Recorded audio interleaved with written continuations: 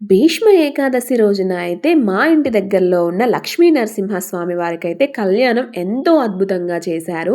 భీష్మ ఏకాదశి రోజున ఎవరైతే భీష్ముడి పేరిట పిండ ప్రదానాలు చేస్తారో వాళ్ళ వంశం అయితే అభివృద్ధి చెందుతుందంట. అదేవిధంగా భీష్మ ఏకాదశి రోజున అయితే లక్ష్మీ నరసింహస్వామికి కళ్యాణం ఎంత చక్కగా చేశారంటే మనకి చూడటానికి 2 కన్నులు సరిపోవు. ఎక్కడ మన ఆంధ్రప్రదేశ్‌లో ఎక్కడైనా సరే భీష్మ ఏకాదశి రోజున లక్ష్మీ నరసింహస్వామి వారికి కళ్యాణం అయితే చేస్తారు. మెయిన్‌గా అంతర్వేదిలో అయితే రథోత్సవం, కళ్యాణం అన్నీ చాలా చేస్తారు. ఇంకొచ్చేసి మా ఇంటి దగ్గరలో ఉన్న ఈ స్వామివారి టెంపుల్‌కైతే వెళ్ళాము. ఇటు సైడ్ వచ్చేసి చాలా రేర్‌గా ఉంటాయి స్వామివారి టెంపుల్స్. ఇంక ఈ బుట్టలన్నీ వచ్చేసి అవి తాంబూలం, ప్రసాదం అవి పెట్టి కొంతమంది జంటలు కూర్చున్నారు కళ్యాణం జరిపించడానికి కింద.